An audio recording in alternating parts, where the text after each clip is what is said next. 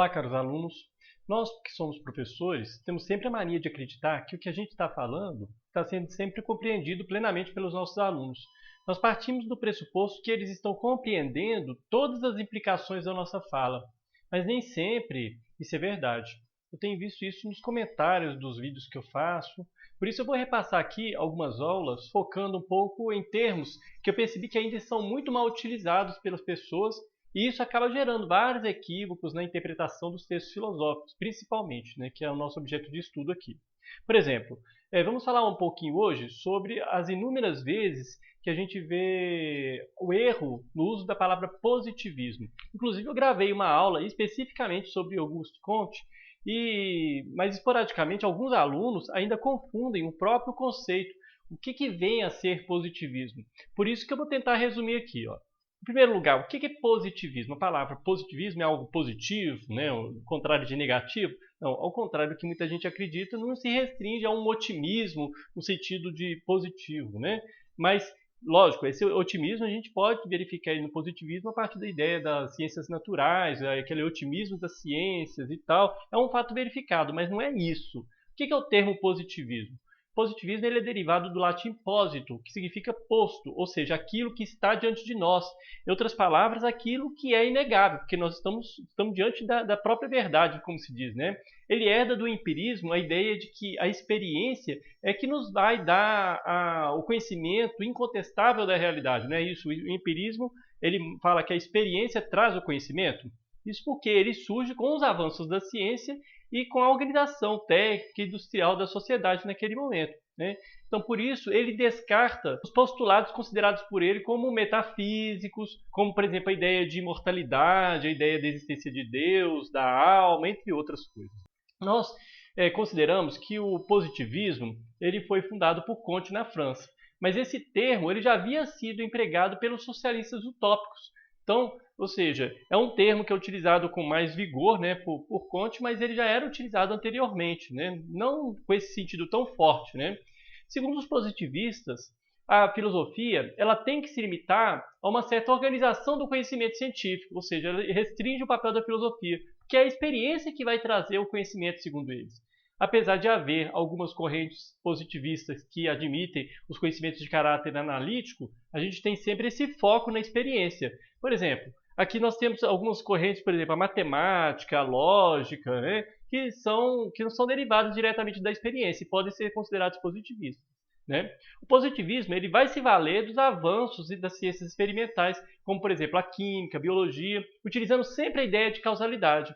Como nós já dissemos, a ideia de causalidade é aquela que liga o efeito e uma causa, não é isso? A ideia de que todo efeito tem uma causa, essa que é a ideia. Na verdade, nós somos inclinados sempre a concordar com isso, não é isso? Se eu jogo, por exemplo, uma bola de boliche num pino, né, jogando boliche, o pino cai.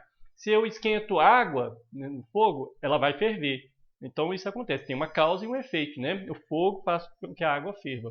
Aqueles seriados policiais que a gente sempre assiste em televisão aí hoje em dia, né? Eles partem sempre do pressuposto que a pessoa busca provas para descobrir quem é o criminoso. Mas mesmo naqueles seriados, a gente vê algumas situações em que as provas elas levam equivocadamente a uma pessoa, né? E acaba incriminando uma pessoa inocente. Nos exemplos que eu citei, por exemplo, né, o pino de boliche, ele poderia acabar caindo por causa de uma corrente de vento, né? Ou por uma outra circunstância. A água ela pode ferver mesmo se eu não colocar no fogo, por exemplo, se eu acrescentar soda cáustica, né, na água. Ou seja, todo efeito tem uma causa. Beleza. Mas tem um efeito, tem uma causa. Sim, mas às vezes o efeito é relacionado a uma causa não verdadeira. Então, o que é posto diante de mim nem sempre é a causa daquele efeito. É isso que é a questão que é colocada aqui, né? Não é que todo efeito tem uma causa. Todo efeito tem uma causa, mas nem sempre esse efeito é visível. Além disso, no momento em que nós estamos vivendo essa pandemia, né, quantas surpresas nós estamos tendo diante de todos os avanços, todas as descobertas que tem dia a dia, né? Quando a gente pensa que chega numa solução, de repente você tem uma surpresa. O pior é que eles acabaram levando essa lógica das ciências naturais para as ciências humanas, como eu já falei em algumas aulas. E venhamos e convenhamos, né? No caso do ser humano, o efeito é sempre previsível. Por exemplo, se alguém me dá um soco no rosto, eu posso revidar, né, ou simplesmente ignorar e fugir da agressão. Isso são duas atitudes possíveis.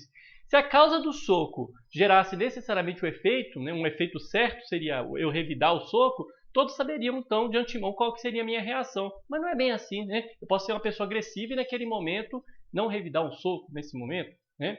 Nesse sentido, o positivismo ele vai receber diversas críticas ao longo do século XX, mas ele ainda está presente no otimismo das ciências ainda hoje, por exemplo, nessas pesquisas que eu estou citando, né? Sempre a gente vai pensando nessa ideia de causalidade.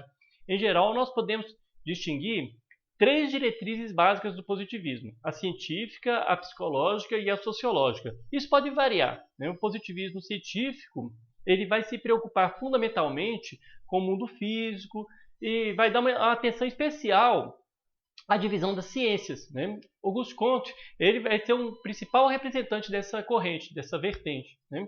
O positivismo de orientação psicológica ele vai considerar uma análise um pouquinho antropológica, ou seja, aquela pensando na ideia do ser humano, no que diferencia dos outros animais, mas sempre uma posição meio que utilitarista, como Stuart Mill, né?